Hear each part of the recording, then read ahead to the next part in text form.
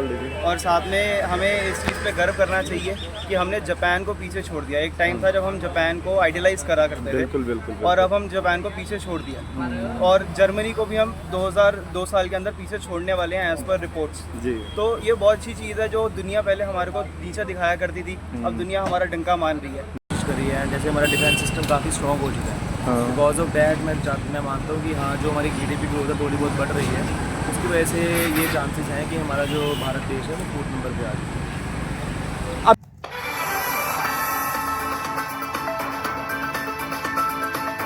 नमस्कार दोस्तों, मैं संतोष चौबे न्यूज़ सर्वोत्तम में आपका हार्दिक स्वागत करता हूं। दोस्तों, आज पूरे देश में एक हर्षोल्लास का माहौल है, क्योंकि दोस्तों भारत दुनिया का 4थे नंबर का अर्थव्यवस्था बन चुका है।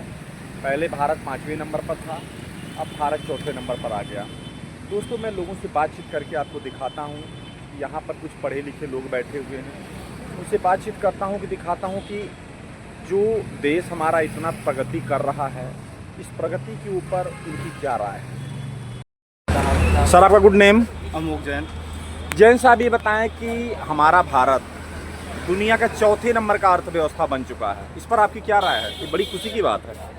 सबसे पहले तो सारे देशवासियों को खुशकामनाएं कि देश हमारा तरक्की कर रहा है, और साथ में हमें इस चीज़ पे गर्व करना चाहिए कि हमने जापान को पीछे छोड़ दिया। एक टाइम था जब हम जापान को आइडियलाइज करा करते थे, बिल्कुल। और अब हम जापान को पीछे छोड़ दिया, और जर्मनी को भी हम 2002 साल के अंदर पीछे छोड़ने वाले हैं एज पर रिपोर्ट्स जी। तो ये बहुत अच्छी चीज़ है। जो दुनिया पहले हमारे को नीचा दिखाया करती थी, अब दुनिया हमारा डंका मान रही है। तो 10-15 साल की जो गवर्नमेंट है, जो चेंजेस आए हैं, जो हमारा दुनिया में हमारा नाम बना है और रेवोल्यूशनराइज हुआ है इंडिया, और स्पेशली जब ऑपरेशन सिंदूर के बाद जो चीज़ें हुई हैं, दुनिया डंका मान रही है। तो ये बहुत खुशी की चीज़ है और ये बहुत इंपॉर्टेंट है।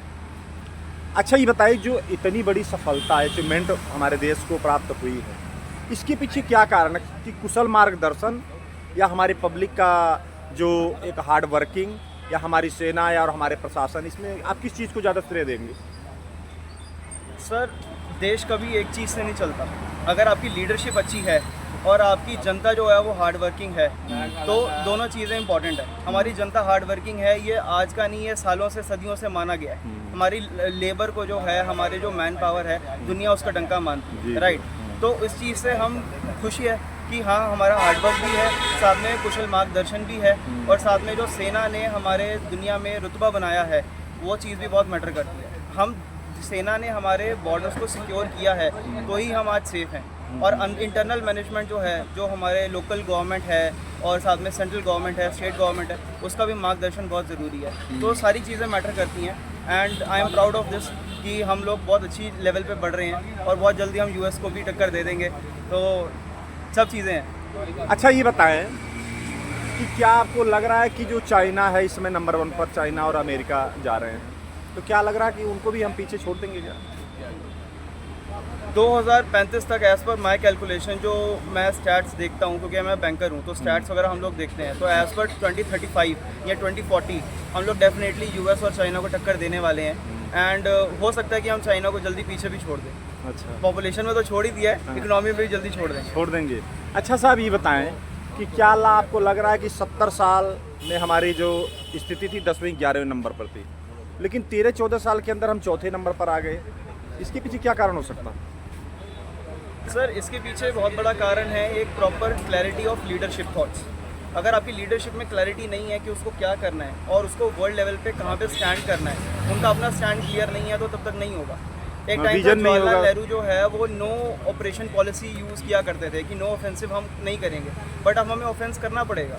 हम ऑफेंसिव डिफेंसिव पे हैं इस टाइम पे। पहले था कि हम नो न्यूक्लियर पॉलिसी करते थे, तो अब एक चीज़ें चेंज हो रही हैं, और लीडरशिप को क्लैरिटी है कि हमने क्या करना है, कैसे चीज़ों को टैकल करना है।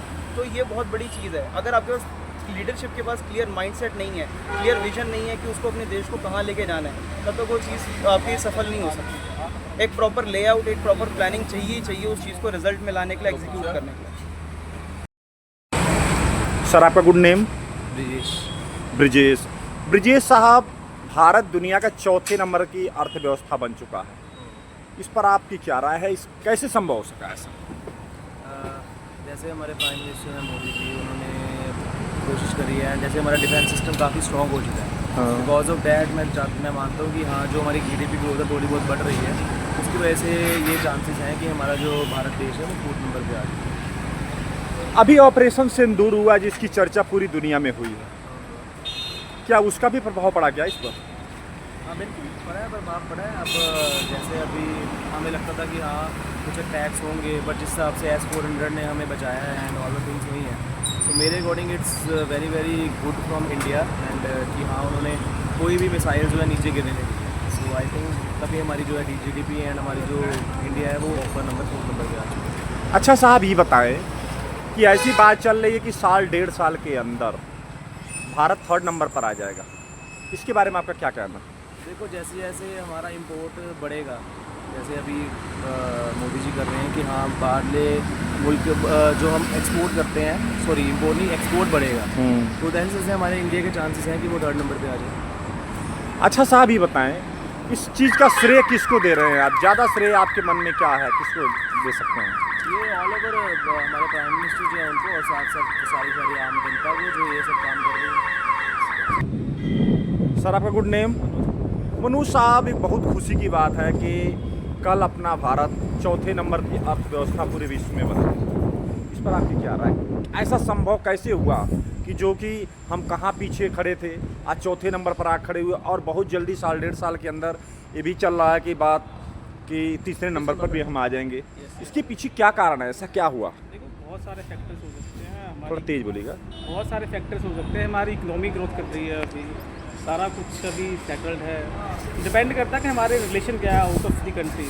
जैसे हमारे PM है वो विजिट करते हैं, रिलेशन उनके बिल्डअप होते हैं, हाँ। तो उससे भी हमें काफ़ी बूस्टर मिलता है। क्योंकि अगर रिलेशनशिप अच्छे होंगे तो ट्रेड अच्छा होगा, तो रेवेन्यू अच्छा होगा, तो वो सारा जो फैक्टर्स है वो हमारी इकोनॉमी पे GDP ही इफेक्ट डालेंगे बहुत।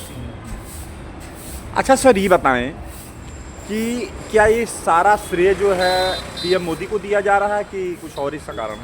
नहीं देखो एक बंदे को सारा क्रेडिट देना गलत बात है। सभी के एफर्ट्स हैं, सेल्फ कह सकते हैं कि अभी सभी के अपने अपने एफर्ट्स हैं, एक बंदे का एफर्ट नहीं है। अच्छा ये बताएं कि 3रे नंबर की बात चल रही है कि बहुत जल्दी साल 1.5 साल के अंदर हम 3रे नंबर पर आ जाएंगे, कवर कर लेंगे, इसके बारे में आपकी क्या राय है? हाँ हो सकता है सर। देखो मे बी मतलब इस क्वार्टर में हम लोग 3rd पोजीशन में हम लोग आ जाएं तो अच्छी बात है, ये चीज़ भी हमारे देश के लिए भी। ये बताएं कि जो इतनी जल्दी हमारी ग्रोथ हो रही है, पूरी दुनिया में बहुत बड़ी चर्चा चल रही है, कुछ ऐसी भी चीज़ें हैं कि जो हम दुनिया से बेहतर में आ चुके हैं, इसके पीछे क्या कारण? हमारे देश की पब्लिक हार्डवर्किंग पर विश्वास रखती है, या ऑनेस्टी, या कोई और कारण, या हमारी जो मिनिस्ट्री है वो अच्छी है, या सेना अच्छी है? क्या इसके पीछे क्या कारण हो सकता है? देखो सबसे बड़ी बात तो एजुकेशन है। अगर हमारा एजुकेशन सिस्टम अच्छा होगा तो चीज़ों को समझना हमारे लिए ईजी होगा। अगर हमें पता ही नहीं होगा क्या अच्छा है क्या गलत है, किस पे एनर्जी लगानी है किस पे नहीं लगानी है, तो वो किसी गलत डायरेक्शन में भी एनर्जी लग सकती है। हाँ। तो education is the most important thing I think, वो उसी फैक्टर से हो सकता है। तो क्या जो हमारे देश में एजुकेशन पर काम हो रहा बहुत अच्छे लेवल पर, जो कि मैं देखा था कि जो गांव में कभी किसी टाइम में आज के 30-40 साल पहले स्कूल बड़े बड़े दूर हुआ करते थे, अब एक एक गांव में 4-4 स्कूल हो गए, क्या उसका ही प्रभाव है कि इतना जल्दी ग्रोथ हो रहा पूरी दुनिया में? भारत हो सकता है। देखो जैसे सोशल मीडिया है या फिर न्यूज़ चैनल हो गया, कई प्लेटफॉर्म ऐसे हैं वो गाइडेंस मिलती है हमसे। जैसे हमें पहले इतना कुछ नहीं पता था, मोबाइल में कोई चीज़ मोबाइल है हमारे पास तो हम ईज़िली एक्सेस कर पाते हैं। हम लोग कोई न्यूज़ होगी, कुछ भी हो गया, कोई एजुकेशन चीज़ हो गया, हर चीज़ हमें ईज़िली अप्रोच मिल जाती थी। पहले था हम लोग सिर्फ स्कूल पे डिपेंड करते थे कि बुक्स में पढ़ेंगे या ख़त्म। अभी आजकल हम ईज़िली एक्सेस कर पा रहे हैं इन चीज़ों को, तो उससे भी हाँ स्कूल सिस्टम भी बेटर हुआ है हमारे टाइम से। जब जो स्कूल से उनसे अच्छे हैं हमारे बच्चे जाते हैं अभी, तो लगता है कि नहीं यार कि उनकी जो थोड़ी सोच है या उनकी एक्टिविटी हमसे बेटर है, तो वो एजुकेशन इम्प्रूव हो रही है, उसी का रिजल्ट लग रहा है। बिल्कुल। मेरा नाम मुकेश झा है सर। मुकेश झा जी पंडित जी हैं। झा जी ये बताएं कि भारत दुनिया का 4थे नंबर का अर्थव्यवस्था बन चुका है। सबसे पहले तो हम अपने दर्शकों को और अपने देशवासियों का इसके लिए बहुत बहुत मुबारकबाद देना चाहता हूँ। इस पर आपकी क्या राय है, आप क्या महसूस कर रहे हैं? बहुत खुशी की बात है कि भारत 4थे नंबर। जापान को पीछा छोड़ दिया हमने, बिल्कुल अच्छी बात है, बट मेरा कंसर्न है कि जो लिविंग स्टैंडर्ड है हमारे देश का और जापान का, उसमें बहुत ज़्यादा फर्क है और इनकम इनक्वालिटी जो है वो बहुत बड़ी चिंता है। माना कि हमने जापान को पीछे छोड़ दिया, लेकिन वहाँ के जो लोग जिस हिसाब से रहते हैं और भारत की जो स्थिति है उसमें बहुत फर्क है। आपको नहीं लग रहा है कि हमारे यहाँ की पॉपुलेशन ज़्यादा है, उनकी पॉपुलेशन भी तो कम है? हमारे यहाँ लोग इतने इतने बच्चे पैदा करके रखे हैं, वो लोग तो इस मामले में बड़े सेंसियर हैं ना। ये बात आप मानते हैं कि वो लोग काफ़ी डिसिप्लिन है हमारे देश के लोगों से, बट एक चीज़ होती है कि इनकम इनइक्वालिटी भी बहुत ज़्यादा है। अगर आप रिसेंट रिपोर्ट्स देखेंगे तो इवन मिनिस्ट्री ऑफ फाइनेंस ने कॉर्पोरेट्स को अर्ज किया है कि आप लोगों का पकड़ लीजिए, लोगों की सैलरीज बढ़ाइए, इनकम बढ़ाइए, क्योंकि इन द रिसेंट ईयर्स अगर 2010 से अब तक देखेंगे तो CEOs की सैलरी में 250-150 टाइम्स इजाफा हुआ है। इवन द लोअर कैटेगरी के जितने भी वो हैं उनका किसी का 30%, किसी का 40%, that's the maximum raise they have got. तो ये एक थोड़ा चिंता का विषय है। दैट्स वाई आप देखेंगे तो कुछ शहर तो बहुत ज़्यादा डेवलप हैं, उस शहर में आपको बहुत ज़्यादा दिक्कतें दिखाई देंगी। क्या आपको लग रहा है कि आने वाले टाइम पर ये बात चल रही है कि 1 से 1.5 साल के अंदर हम तीसरे नंबर पर पहुंच जाएंगे, फ्रांस को भी छोड़ देंगे, जर्मनी को भी पीछे छोड़ देंगे? क्या आपको लग रहा है ऐसा संभव है? बिल्कुल ऐसा संभव है, क्योंकि अगर आप ग्लोबल चीज़ें देखें तो बहुत सारी चीज़ें भारत की तरफ आ रही है और भारत बहुत अच्छा डेस्टिनेशन है इन्वेस्टमेंट के लिए। तो इस लिहाज से मेरे को पूरा भरोसा है कि हम आने वाले 5 से 10 साल में बिल्कुल पीछे छोड़ सकते हैं। आपको नहीं है ना? सर आपका शुभ नाम? मेरा नाम KL जैन।